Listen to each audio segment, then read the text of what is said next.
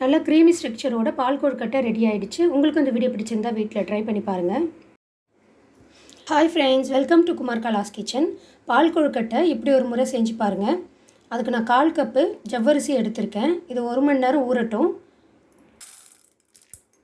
1/4 cup ஜவ்வரிசி எடுத்திருக்கேன். ஜவ்வரிசியை ஒரு முறை கழுவிட்டு முழுகிற அளவுக்கு தண்ணி விட்டுருக்கேன். இது அப்படியே 1 மணி நேரம் ஊறட்டும். நம்ம 1 மணி நேரம் ஊற வச்சுருந்தோம் இல்லையா, ஜவ்வரிசியை நம்ம வேக வச்சிடலாம். 1 லிட்டர் அளவுக்கு தண்ணி விட்டுருக்கேன். வறுத்த பச்சரிசி 2 கப் எடுத்துக்கலாம். 1/4 ஸ்பூன் சால்ட்டு சேர்த்துக்கலாம். 1 ஸ்பூன் நெய் சேர்த்துக்கலாம். இப்போது 2 டேபிள் ஸ்பூன் அளவுக்கு தேங்காய் துருவல் சேர்த்துக்கலாம்.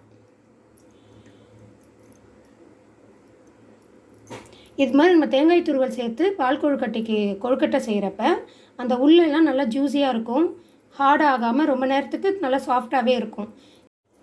இப்போ நம்ம போட்ட உப்பு, நெய், தேங்காய் துருவல் ஒரு கலந்து விட்டுக்கலாம். இப்போ கொதிக்கிற தண்ணி சேர்த்துக்கலாம். இது போல் தண்ணி நல்லா சலசலன்னு கொதிக்கணும். இப்போ மாவோடு சேர்த்துக்கலாம். கொஞ்சம் கொஞ்சமாக விட்டுக்கோங்க. ஸ்பூனால் ஒரு கலந்துட்டு திரும்பி தேவைப்படுறப்ப கொஞ்சம் விட்டுக்கலாம்.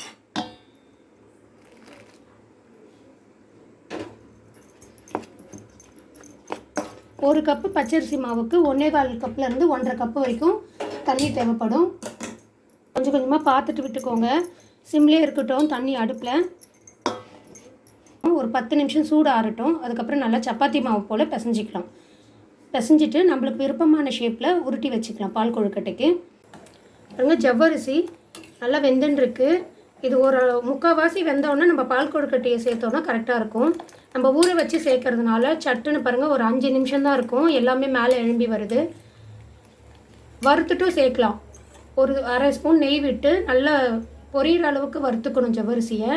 வறுத்துட்டும் நம்ம தண்ணி விட்டு வேக வைக்கலாம். அதை விட ரொம்பவே ஈஸியாக இருக்கும் இது. ஒரு 1 ஹவர் ஊற வச்சிங்கன்னா போதும். சட்டுன்னு நல்லா வெந்து மேலே வந்துடும். ஒரு 5 நிமிஷம் போதும் வேகிறதுக்கு. சிம்மில் வச்சிடலாம். பொறுமையாக வேகட்டும். அதுக்குள்ளே நம்ம பால் கொழுக்கட்டையை ரெடி பண்ணிக்கலாம். பால் கொழுக்கட்டைக்கு மாவு ரெடி ஆகிடுச்சு. இப்போ பாருங்கள், தொட்டாக்கா ஒட்டக்கூடாது. இது போல் நம்ம விரும்புகிற ஷேப்பில் நம்ம ரெடி பண்ணிக்கலாம். எல்லா மாவும் நம்ம ரெடி பண்ணிவிட்டு பார்க்கலாம். நம்ம கொழுக்கட்டைகள் ரெடி பண்ணிட்டோம். இப்போ ஜவ்வரிசியோடு சேர்த்துடலாம். ஜவ்வரிசி நல்லா வெந்துருச்சு. இப்போ நம்ம ரெடி பண்ணி வச்சுருக்க கொழுக்கட்டையை போட்டுடலாம். இப்போ நம்ம ரெடி பண்ணி வச்சுருக்க கொழுக்கட்டைகள் சேர்த்துடலாம். கொழுக்கட்டைகள் நல்லா வெந்து வந்துருச்சு. இப்போ நம்ம இதுக்கு தேவையான ஸ்வீட்னஸ் கொடுக்கணும். நம்ம போட்ட கொழுக்கட்டைகள் எல்லாம் மேலே எழும்பி நல்லா வெந்து வந்திருக்கு. இப்போ நம்ம இந்த கப்பால் 2 கப்பு கற்கண்டு சேர்த்துக்க போகிறேன். இப்போ நம்ம இதை பொடி பண்ணியிருக்கேன் ஓரளவுக்கு. வேணால் தட்டிக்கோங்க, இல்லை மிக்சியில் கூட போட்டுக்கோங்க. இப்படியே போட்டாலுமே இது கரைஞ்சிரும்.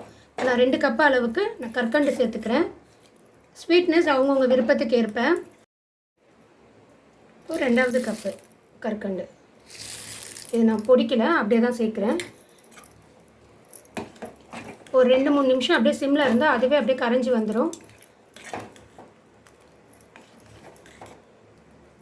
நம்ம சர்க்கரைக்கு பதில் கற்கண்டு கூட சேர்த்துக்கலாம். நம்ம வெல்லைலாம் போட்டோன்னா கலர் மாறும். இப்படி நம்ம போடுறப்ப அந்த பால் கொழுக்கட்டை வெள்ளை கலர்லேயே இருக்கும். ஒரு ஏலக்காய் தட்டிட்டு சேர்த்துக்கலாம். நம்ம பச்சரிசி மாவே கரைச்சி விட வேண்டாம். இதுவே நல்லா ஜவ்வரிசி சேர்க்கறதுனால திக்காக இருக்கும். சாப்பிட்றதுக்கும் நல்லாவே டேஸ்ட்டாக இருக்கும். ஒரு 2 டேபிள் ஸ்பூன் அளவுக்கு தேங்காய் துருவல் தூவிக்கலாம்.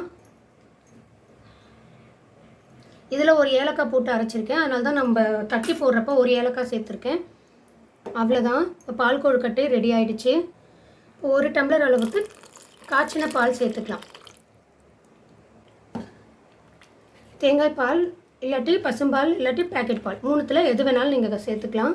இப்போ காய்ச்சி ஆற வச்ச பால் சேர்த்துருக்கேன். சுட சுட பால் கொழுக்கட்டை ரெடி ஆகிடுச்சு. உங்களுக்கும் இந்த வீடியோ பிடிச்சிருந்தா வீட்டில் ட்ரை பண்ணி பாருங்கள். லைக் பண்ணுங்கள், ஷேர் பண்ணுங்கள், சப்ஸ்கிரைப் பண்ணுங்கள். தேங்க்யூ.